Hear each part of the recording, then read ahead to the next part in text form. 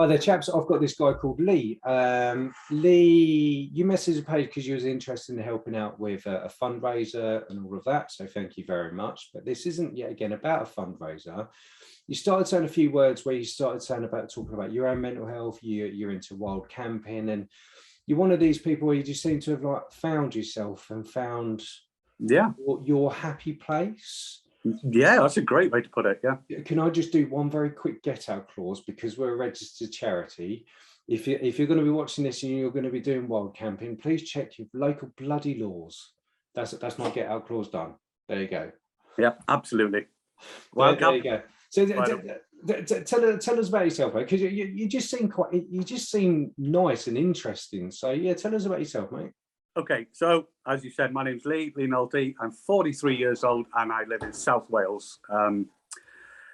I've suffered quite a bit from, I would have said, 2015, where mental health started playing a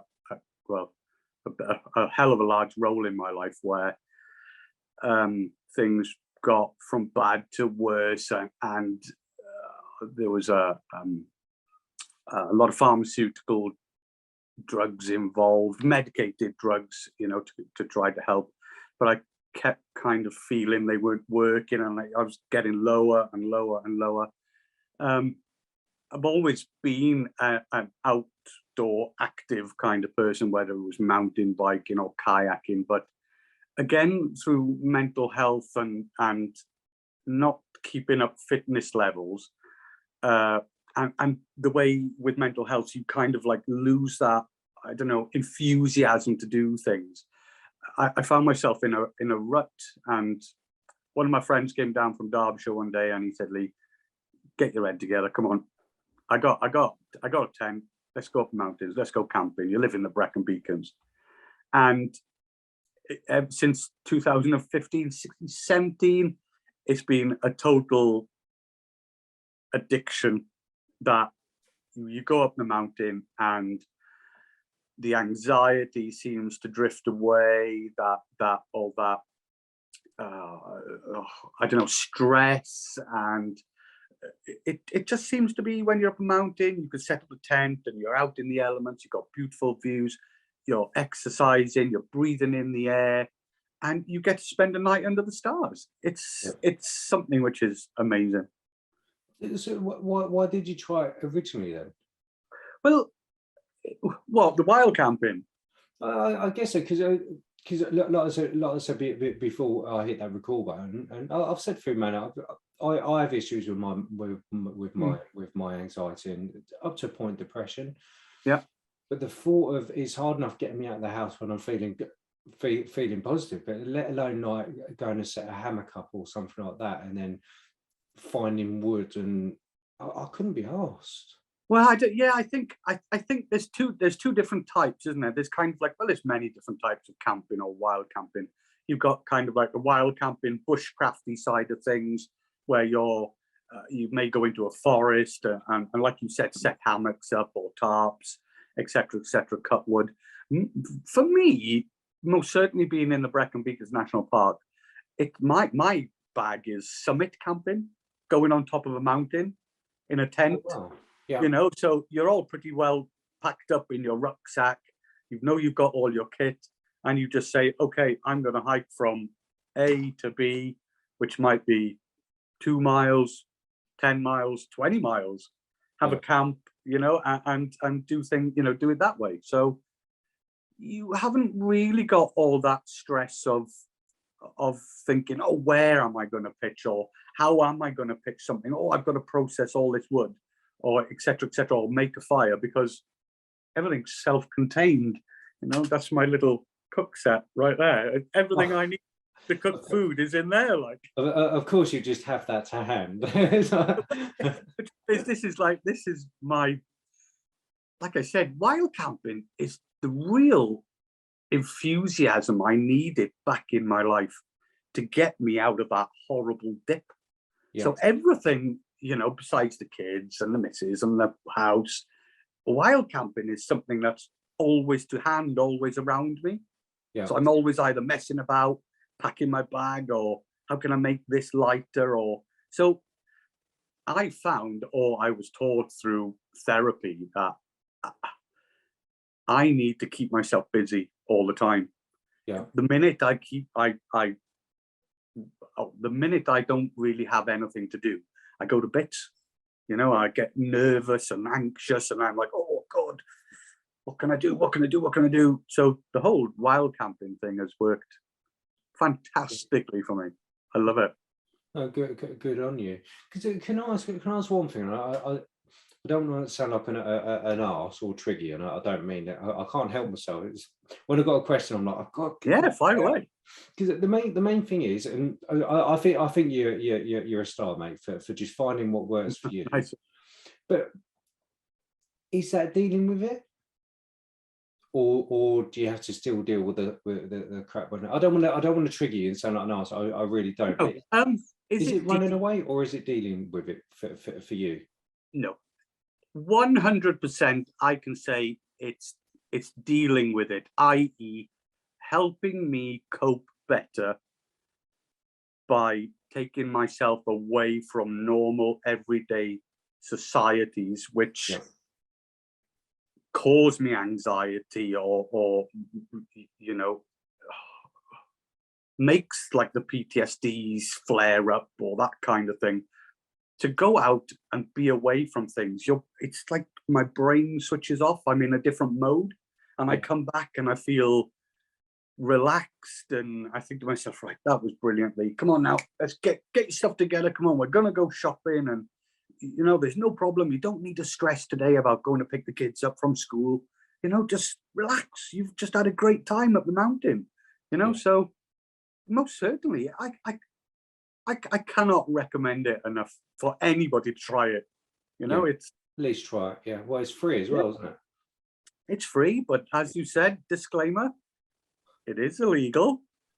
So is it illegal in Wales? I know it is in England, isn't it? Wild camping. There's certain parts of England where, like on Dartmoor, where it's allowed, or it's legal, should I say. In the say the national parks of England and Wales, it's illegal but tolerated. Right.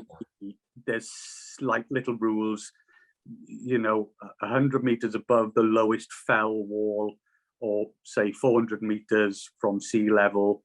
Yeah. As long as you're away from a path, as long as you don't light fires, as long as you leave no trace, and you pitch late and pack up early, and you're gone.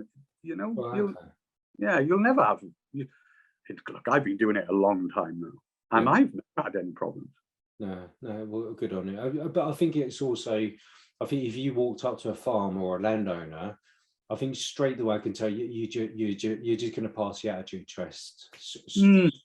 Well, straight away. I'm really, really lucky, because we actually live on a 30-acre farm, so I don't mind people walking through the land. There is rights of ways. I don't mind people walking through the land.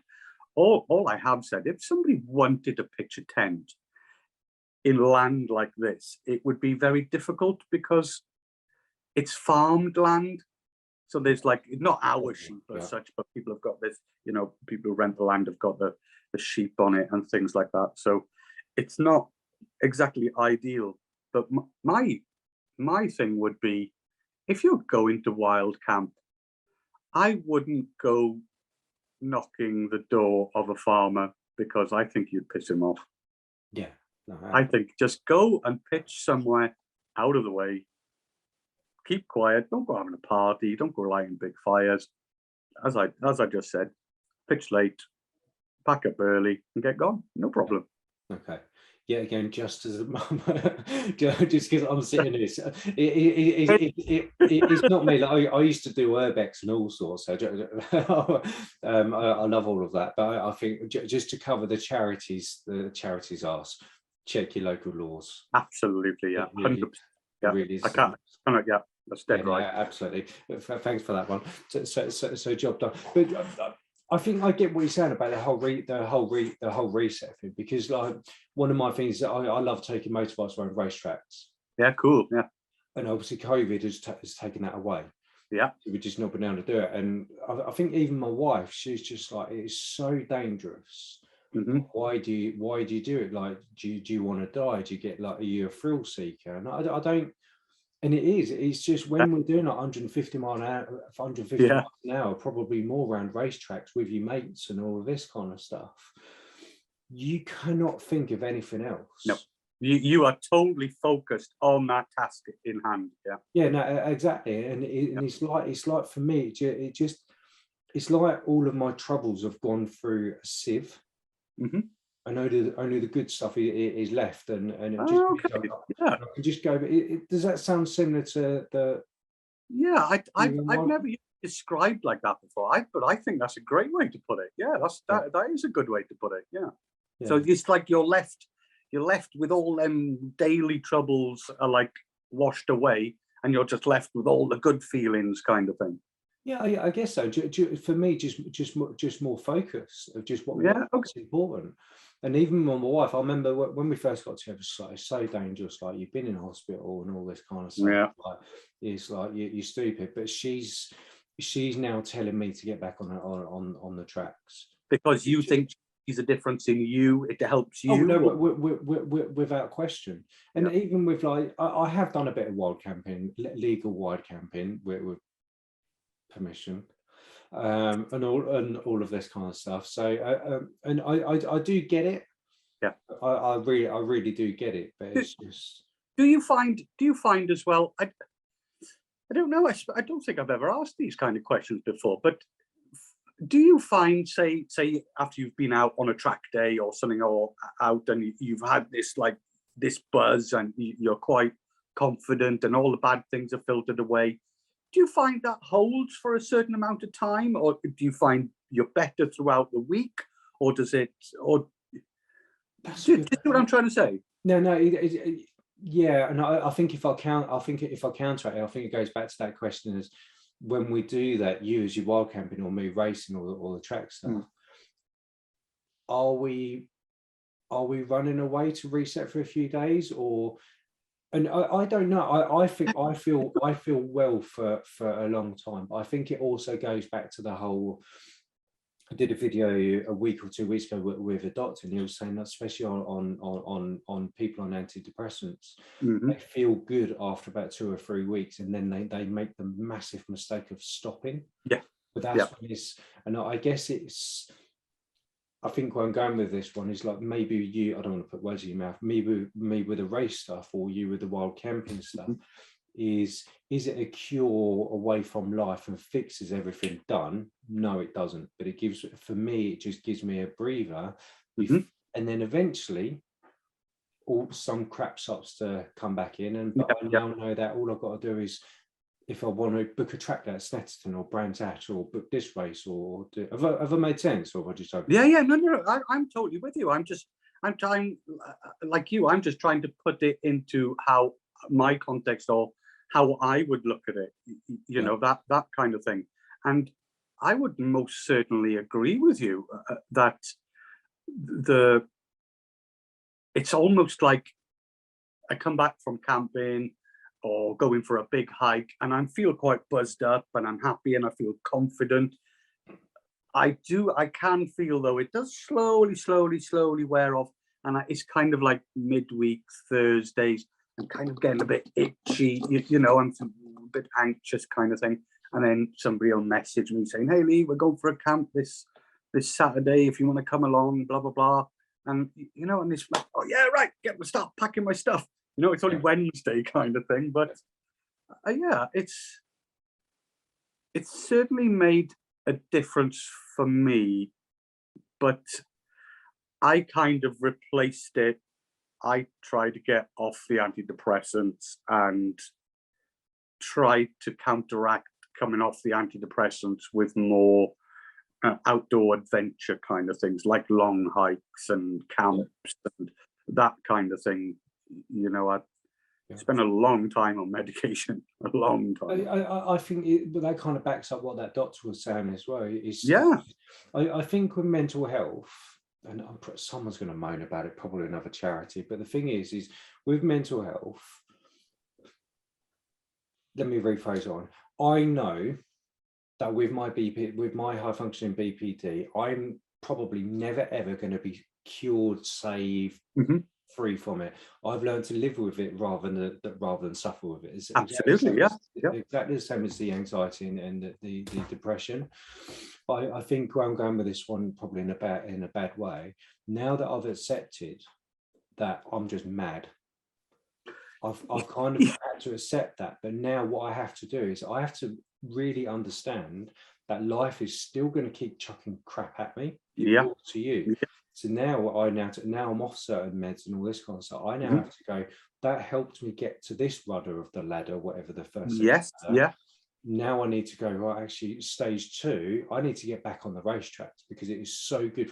If I get a broken arm, I get a broken arm. It is what it is, part and parcel. It's almost like another level of normality coming back as well, you know. It's, do you think? Yeah, no, absolutely. But it's just, I just think, especially when it comes down to, you know, mental health is irrelevant on this one. Hopefully no one's going to cut that one out. It's irrelevant. It's just life. It's about finding a life and finding stuff where you enjoy life. It really is that simple. And you know, if for you, if that means it's swanning off into the countryside and mountains, then do you know what? It's not right or wrong because it works for you. I don't know, it's absolutely. The way I look at it though is I try to look back at the things that I used to enjoy doing. Let's just say, for instance, meeting up with the lads, 4 or 5 of us, and going for a pint, a couple of pints and that kind of thing. I can't do that anymore.